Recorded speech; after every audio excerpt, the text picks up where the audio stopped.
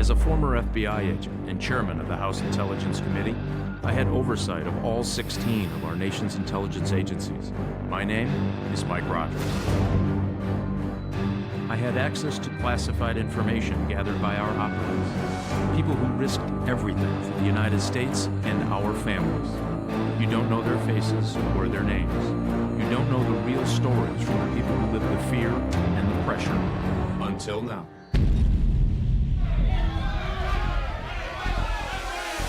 Every military force on the ground was looking for Saddam Hussein. I get orders that I'm going to go join this task force I'd never heard of. Did you? I didn't know. You can't just sit back behind walls and expect the information to come to you. You've got to go out and get it. We would get information that was bad information, and then innocent people get killed on both sides. We knew there was a degree of professionalism that we were facing, and it was deadly. We could tell when someone was lying, and we would confront them with those lies. Everybody you talk to has a piece of information that you may not have known that can become value later. Time was running out, but I would not stop looking for Saddam.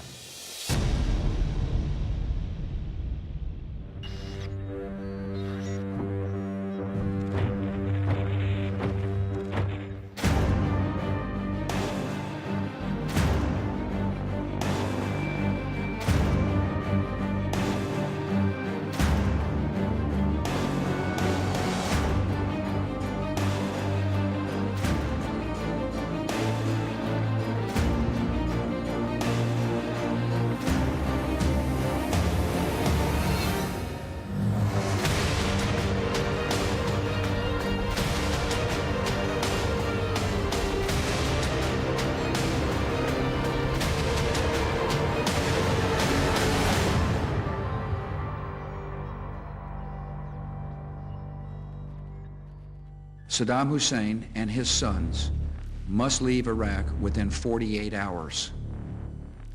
Their refusal to do so will result in military conflict. On the President's order, coalition forces began the ground war to disarm Iraq and liberate the Iraqi people. Operation Iraqi Freedom, our effort to disarm Iraq and dismantle the Iraqi regime, is fully underway. The Iraqi operation started with the airstrikes in March. The ground campaign began in late March, early April. I believe the last time we saw Saddam was April 9th in the infamous film clip of him moving down the streets in downtown Baghdad. We pulled down the statue of Saddam. But in order to have a decisive military victory, we needed the real Saddam. We needed Saddam Hussein.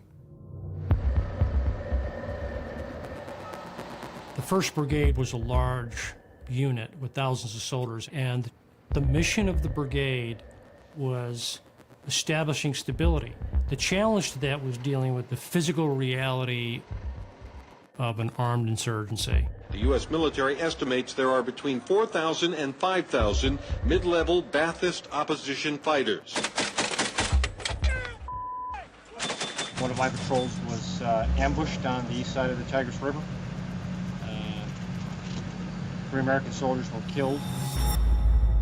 At the same time, it was part of our duty to assist the Special Operations Command, an elite assault element.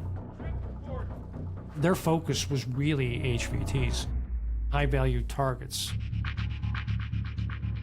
Coalition governments have identified a list of key regime leaders, 55 individuals who may be pursued, killed, or captured. The Special Operations Forces could go into the most dangerous target and do it at 0 to minimal casualty because of their skills. These are extraordinarily gifted and trained men. You did not want to be the objective of their attention. In 2003, the organization I was assigned to was deployed to Iraq to hunt down and capture the deck of cards, the priority being Saddam Hussein. What was your job? Going out, conducting raids. Sometimes it was going after people on the deck of cards, sometimes it was going after people that were known associates of the deck of cards. You can't be on the offense unless you understand the enemy, and in this context, especially the people. But you can't just sit back behind walls and expect the information to come to you. You've got to go out and get it. We would get information that was bad information. They would identify a location, there would be nothing there, the wrong individual. The individual was someone that someone else disliked for whatever reason.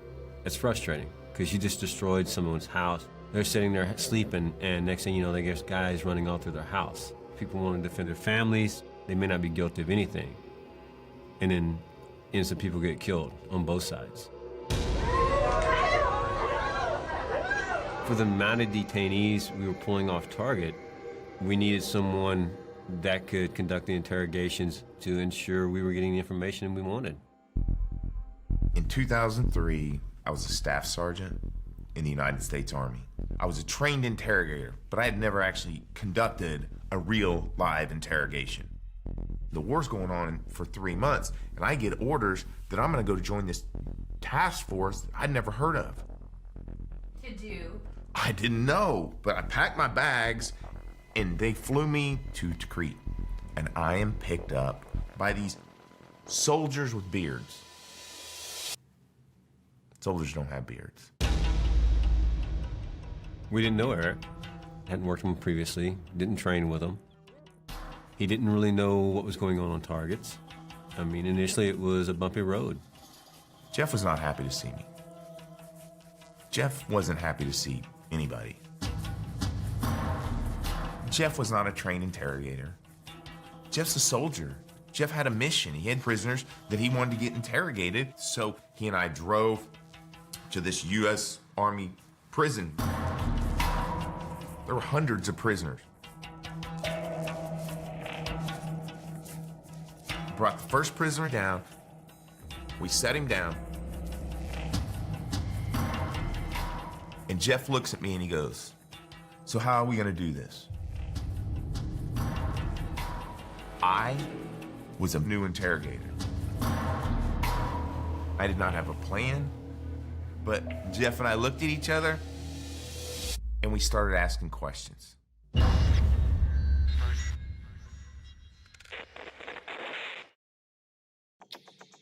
I was a trained interrogator deployed to Iraq to work with a task force that was responsible for tracking down everyone on the deck of cards, specifically Saddam Hussein.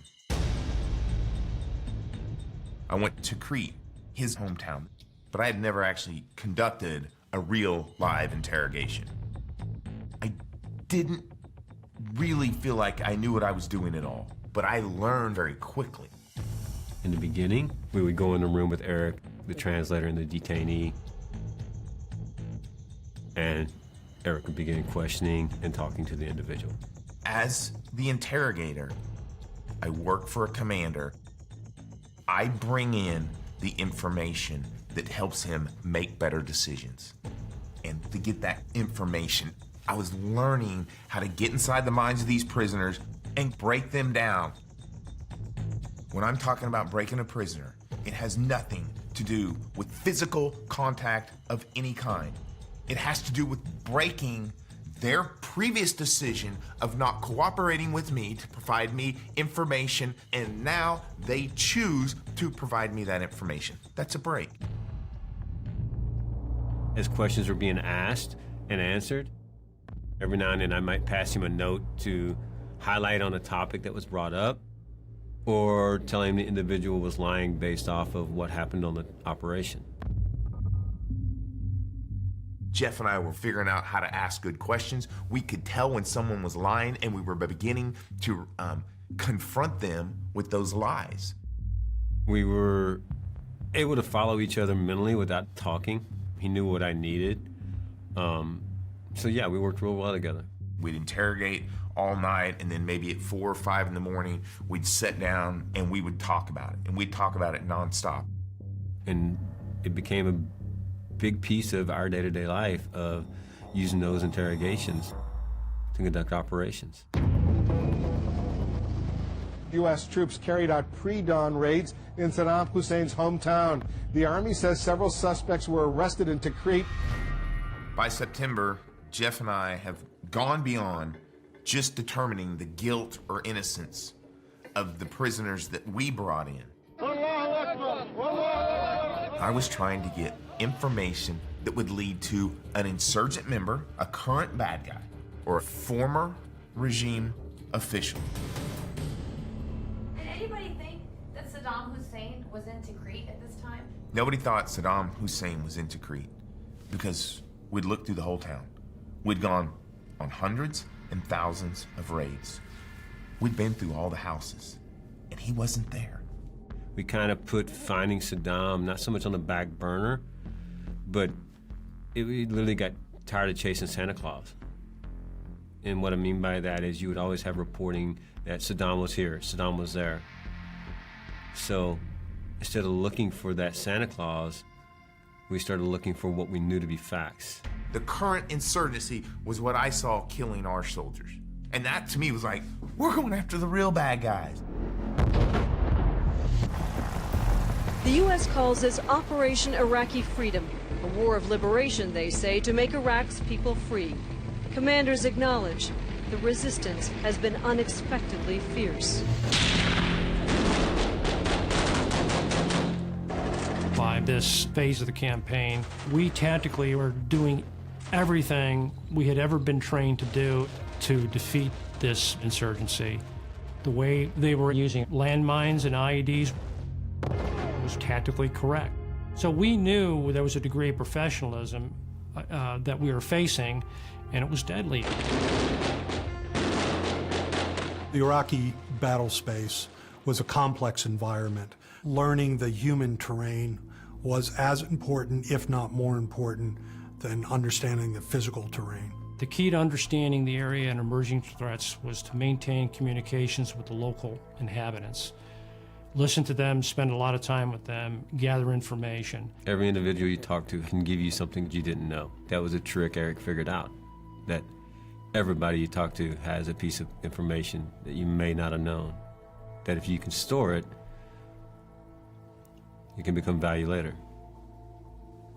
There's no way to know how critical all the details are that I get from interrogations, but I do remember them all. You never know till much later what details really matter. Jeff and I worked for a couple of months, and these prisoners start providing us information. And I started to get a feel for Tikrit. And I realized every person has a life, and they have a family, and they live in a neighborhood, and they're part of a tribe. And they go to a certain mosque. That's like this family's kids go to this elementary school. That means they're gonna have connections to other families that go to that elementary school. It all ties in. So when the local Iraqi police says, hey, we got this guy. A month ago, we would have said, so what? Now we're like, oh, that's a cousin of so-and-so, bring him in. Were we catching Saddam? No, but were we getting closer and painting a picture of how to get to him? Yes. I mean, we weren't getting locations, we weren't getting places, but we were getting pieces of a puzzle that'll let everybody understand that nobody was going to know where he was until we found the right people. After several hundred interrogations, these prisoners, they started talking about their insurgency groups. They started popping up the names of al-Muslins. I don't know why. They just kept popping up in the insurgency. So Jeff and I, we were most interested in this al-Muslim group. September 5th, they brought in a guy, Nasser Yassin Omar al-Muslim. He was an inner circle bodyguard for Saddam Hussein. And we talked to him all night. Nasser Yassin breaks and laid out Saddam's inner circle for us. Saddam had a huge security apparatus surrounding him, multiple layers, and all of these bodyguards played a role. He laid out 28 out of the 32 inner circle bodyguards for Saddam Hussein. And this al-Muslim group filtered through all levels of the bodyguard network. And we started to realize maybe this is not just about the insurgency. It's about Saddam Hussein and the previous leadership structure. In the Middle East, tribal and family relationships are paramount to how business gets done. The Muslim clan was in close alliance with Saddam's family. Many of us compared this to what Hollywood would show as a organized crime gang, where it's built around key families and familial relationships. So we sort of used that model to kind of talk about it, and indeed, that's what we saw. We realized these individuals were in and around the Tikrit area. These individuals were close to Saddam at one time, so we assumed they would at least know key things of how to find Saddam. That was the first time I thought, we may have something.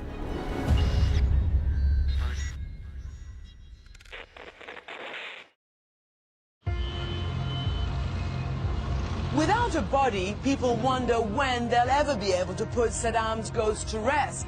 And how long will he remain embarrassing, unfinished business for the United States, like many of their other most wanted? I remember seeing black and white portraits of Saddam Hussein in the living rooms of the people's homes, still displaying loyalty. That was an indicator to me that they sensed Saddam was still out there. Every military force on the ground was looking for Saddam Hussein. But Eric and I realized nobody was going to know where he was until we found the right people. In order to find Saddam Hussein, we were going after this insurgency, but we didn't know who was in charge of the insurgency. But Jeff and I were starting to see a lot of these al-Muslits who are involved in the insurgency. They brought in a guy, Nasser Yassin Omar al-Muslit. Nasser Yassin breaks and laid out 28 out of the 32 inner circle bodyguards for Saddam. Khalil Ibrahim, Radman Ibrahim, and Solwan Ibrahim, Muhammad Ibrahim, all from this al-Muslit family. I'm thinking about who's running this insurgency, and I started to realize it was all connected to this family, these al-Muslits. So now, if we find anybody who's related, named al-Muslit, married to an al-Muslit, anything, that's where we started focusing our time. We were al-Muslit focused. So we're bringing in all these people, and Jeff and I figured out a very clear way to get these prisoners to open up and start providing us information. We were really running. And then it comes into early October, and Jeff's leaving. Our rotation was up. We were replaced by another element from the organization. And they come in and we flew home. As soon as the new team showed up, I was introduced to their intelligence analyst. The analyst was there to collect information that could lead to the capture of high-value targets. And I told this team, listen, there's a team of bodyguards, and I think they're very powerful controlling this insurgency. So what I started doing is charting my information out on pieces of paper. Now, the focal point was the al-Muslits. The new analyst loved charts. He'd go to the computer and put it all into a computerized link diagram. And 2 weeks into the new team being there, the new commander, Bam Bam, says, Eric, can we go arrest these guys? Well, I thought you'd never ask. The team started going on raids to get these al-Muslits. We were going after my bad guys now. And we had told the guards, anybody says the word al-Muslit, call us. And November 7th, get a call from the informants, said, we know where Radman is. Radman al-Muslit. And I had always deemed him extremely important because he was so close to Saddam during the regime.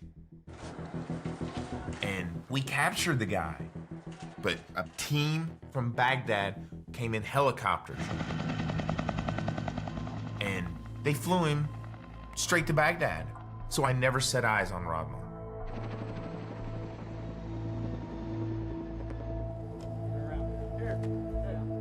But when they captured Radman, they captured his 18-year-old son as well. I refer to him as Baby Radman. They said, you got 48 hours with this kid, and then you're releasing him. Being an interrogator, you've got to have a strategy. I'm not trying to scare them. I'm not trying to intimidate them. I'm trying to influence them to provide me the intelligence which is inside their brain. They don't know what they know. So I started talking to baby Rodman. He was very defensive of his dad. So I would press on his dad, right? Talk about his dad. And then I would go, does your dad have any brothers? And this kid looked at it as a release valve. Like, oh yeah, talk about something other than my dad. And we went through every single brother. And one of the brothers that we talked about was Muhammad Ibrahim. Muhammad Ibrahim Omar al-Muslim. Another one of Saddam Hussein's inner circle bodyguards. And we very strongly felt that he was leading the insurgency throughout Tikrit. And I said, I want this Muhammad Ibrahim. Will you help me find him? He said, yeah, my uncle, he's got these buddies he's always with. I said, who? He says they're business partners and his driver, Bassem Latif. And I realized, I said, all right, here we go. So I went to Bam Bam and I said, listen, I know Muhammad Ibrahim's driver is not wanted, but I think he's valuable. I think he can take us to Muhammad Ibrahim, and I've got to have him arrested.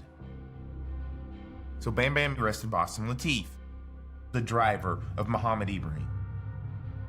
So I start interrogating Bassem Latif, and he said, why do you want my boss? Why are you so interested in Muhammad Ibrahim? And I told him, because he's running the insurgency.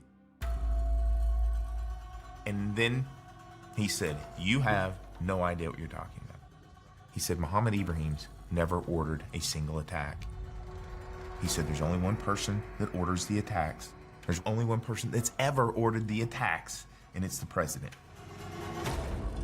Saddam Hussein.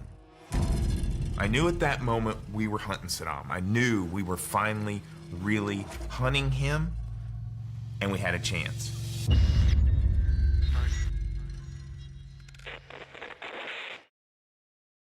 Army bulldozers are smashing Saddam Hussein's larger-than-life portraits in an apparent attempt to loosen his political grip.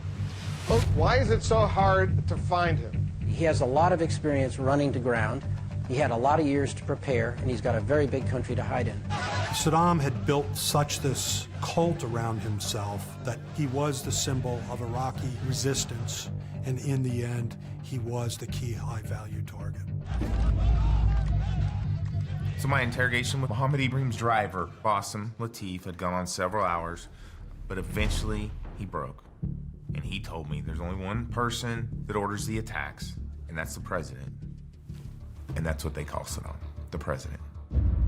I knew at that moment we were hunting Saddam. I knew we were finally really hunting him, and we had a chance. I felt very strongly that Saddam Hussein was in the area. It was Saddam's hometown. I felt like he was in contact with Muhammad Ibrahim, and Muhammad Ibrahim might be a route to Saddam. But I'm running out of time to find Muhammad Ibrahim because my tour's up. I was supposed to be there for 6 months. Now it's the beginning of December, and I was about to leave. My flight was leaving the country on December 13th, but I didn't care. I'm not stopping. Bassem didn't know Muhammad Ibrahim's exact location, but he had several safe houses for Muhammad Ibrahim, and he gave us all those locations. It was go time. And that made sense because the enemy we were dealing with then was networked across the countryside in cells, from one family group to another family group, and sometimes you would gather information about one area in the most unlikely places. We conducted 5 simultaneous raids on all of the Muhammad Ibrahim safe houses. Where? Muhammad Ibrahim was not located at any of them.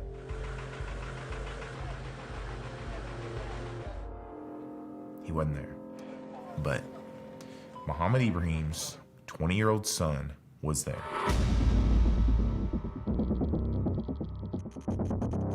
So I start interrogating Muhammad Ibrahim's son about his dad. And he tells me, my dad was at the house 2 hours before y'all came. I'm done. I'm done. Who's supposed to know where he went? Who would know? I've got everyone leading up to a moment in time, and in a 2-hour gap, he's gone. We'd exhausted every target to find Muhammad Ibrahim.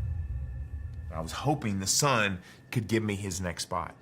So I'm just talking to him. I'm looking for a lead. I'm looking for a clue, and I talked to him all night.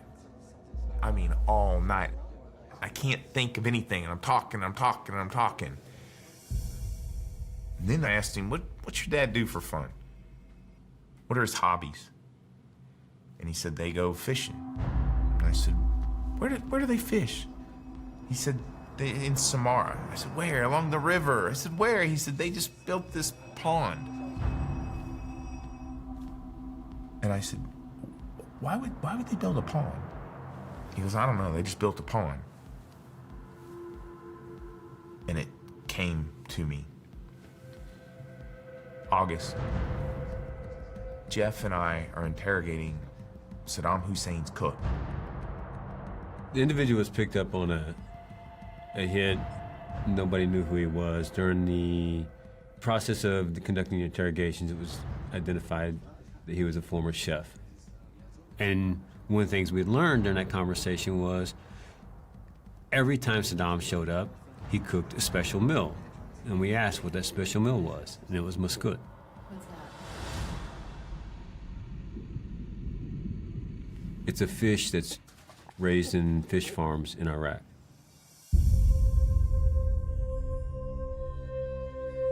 The kid said they had this fish pond built in the middle of a war. Why would you do that? Unless you're stocking fish for the guy who can't be going to the store to get fish. At that point, it wasn't just a hunch. We had to go to that pond.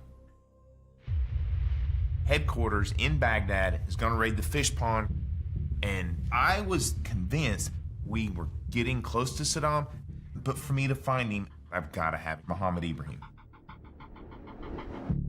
Night comes, and I was told whatever happened at the fish pond, that would be my last night in Tikrit. They conducted the raid and captured 2 guys. And 20 minutes later, Bam Bam calls back on the radio, and he says it's a dry hole. He says, we got 2 fishermen. And they told me, they said, listen, you're done. You're going back to Baghdad for your last few days. And I knew time was running out, but I would not stop looking for Saddam.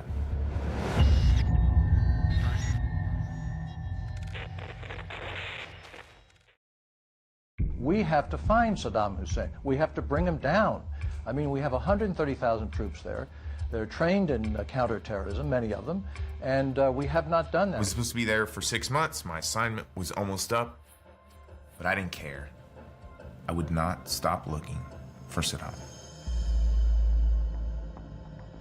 I called one of the interrogators in Baghdad and said, don't let the fishermen go. I'm coming tonight.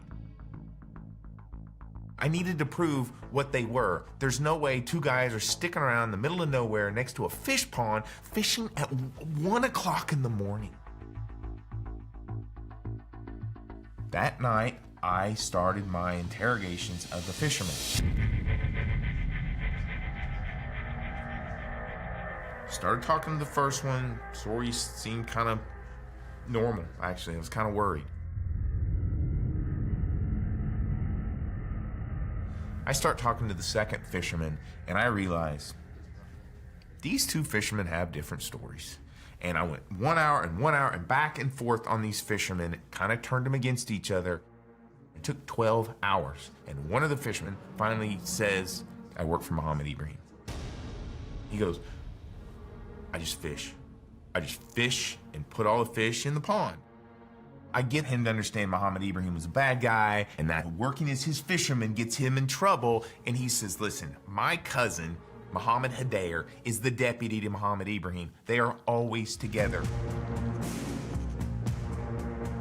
He goes, they left Samara 3 days ago. Where'd they go? He said, they went to Baghdad. Got the exact location, exact house.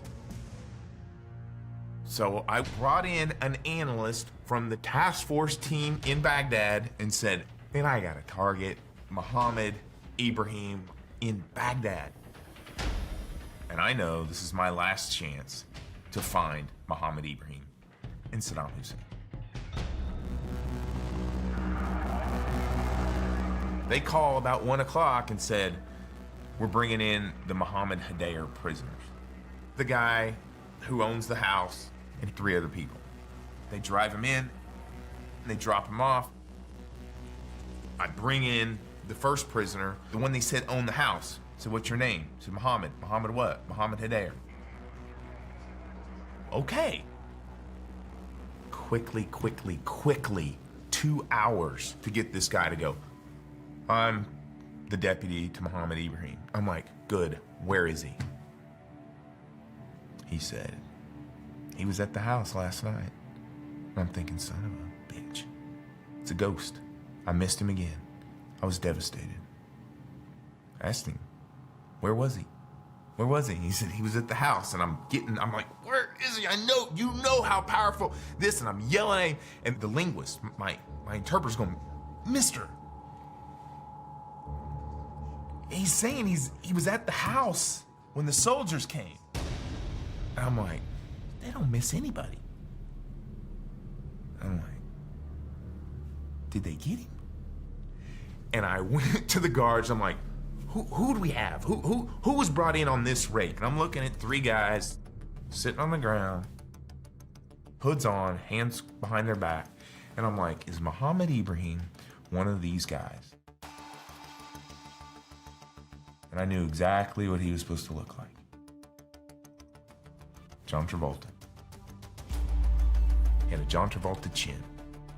And I knew. And I'm like, running out of time. First hood, not him. Second hood, definitely not him. Third hood, I didn't even get it off his head. And I saw the chin.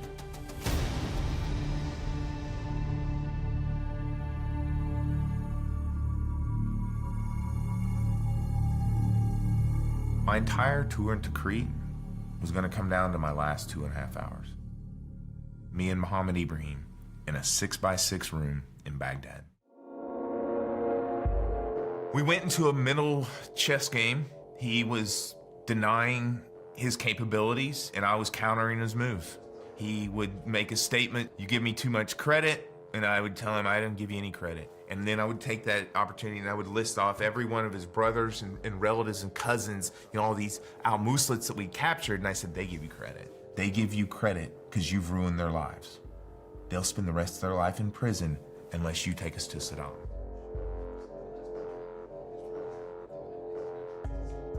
It's gonna happen without you or with you. If it happens with you, all your relatives walk. If it happens without you, you get nothing. And then he said to me, if I tell you where Saddam Hussein is, they'll kill me. And I explained to him, but you're they. You're the top one. You're the only person that doesn't have ramifications for giving up Saddam. Give him up, and you won't be the leader of the insurgency. You'll be the one that stood up to the plate, to the dictator. That will be you, and your family walks. And I know he was listening to me. I know he was. I had to leave at 7 o'clock, and they were banging on my door going,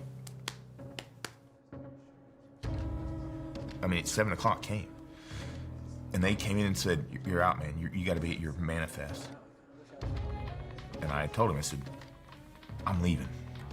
You're going to die in here, a prisoner, a terrorist, and you won't have another shot because nobody knows what you can do. Nobody knows what you can do. This is it. And he's like, I can't do it. And I said, you're going to change your mind and you're going to want to do it. And when you're going to want to do it, you got to make them come talk to you. And I said, go crazy. Bang on the walls of this cell. Go nuts and make them come talk to you. and I left.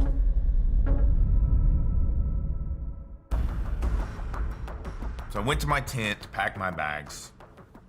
A few minutes later, a colleague picks me up and is taking me to the flight line. And my buddy was like, "What'd you do to your guy?" The linguist sent a message that Mohammed Ibrahim's banging on the walls of his cell.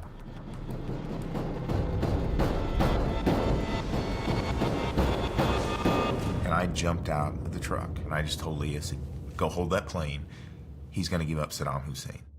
And Lee's like, "I got it."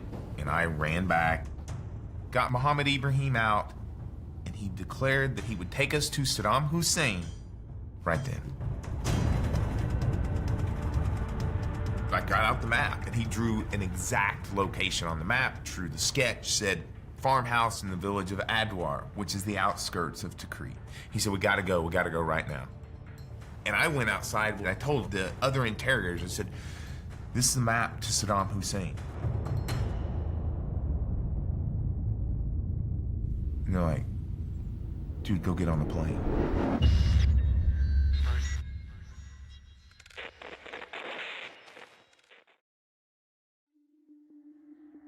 Mohammed Ibrahim declared that he would take us to Saddam Hussein. He said, we gotta go right now. And I told him, I said, "You're not going right now. You're gonna go tonight." I got on that plane and I left. And then the field phone rang, and it was the commander of Special Operations Unit. He goes, "Well, the guy we're looking for, we picked up in Baghdad." I go, "Really?" And he says, "Yeah." And I said, "You know what we're doing tonight? We're going after Saddam." I knew we had to move that night because I think once that guy was captured, the word would eventually get back.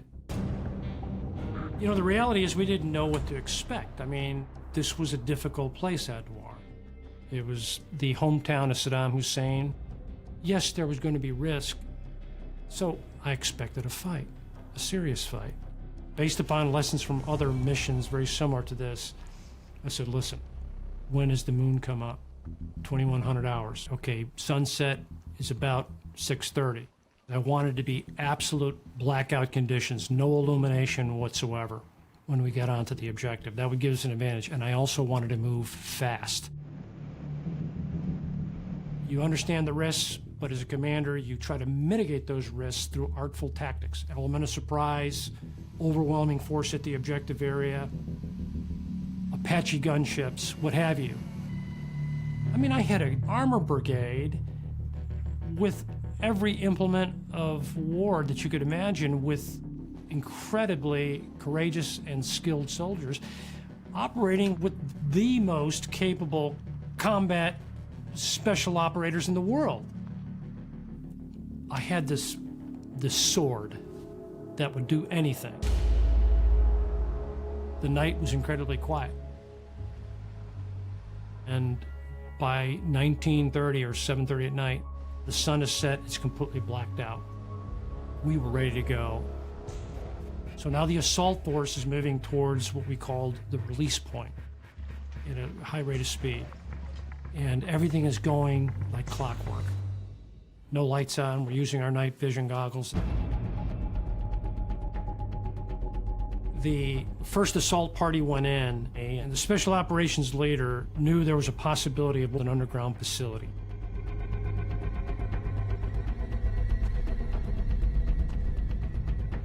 But the special operators didn't find anything on the objective and sort of walked off and said, probably a dry hole. And Des Bailey, the troop commander, said, let's go back and check again.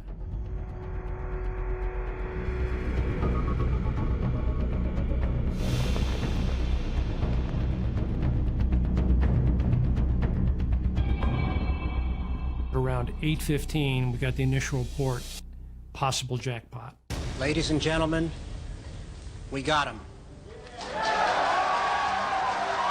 Within 24 hours of having the critical piece of information giving away his location, they went there, surrounded the area, discovered him hiding in a hole in the ground that was what was described as essentially a small man-made hole, about 6 feet by 8 feet in size, hiding there. When troops discovered him in that location, he came out, he was disoriented. He said that I'm Saddam Hussein, I am the president of Iraq, and I'm willing to negotiate. And then the response from U.S. soldiers was President Bush sends his regards. We found Saddam in the town of Adwar, about 9 kilometers southeast of his hometown. But it just seemed to make sense to me. He's going to trust his own people. He's going to trust his own blood. That's how that Ba'athist regime really worked, or at least Saddam's inner circle. He was a small village boy that went back to his hometown in his last days, and that's where he decided to hide out. Was not too far from where he was born and grew up. He went home to feel safe. Were you disappointed that you didn't get to be involved in the capture of Saddam Hussein? I get that question more than any question in the world. I don't care.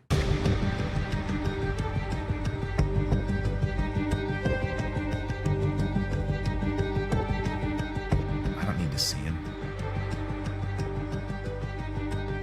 It's not a relic.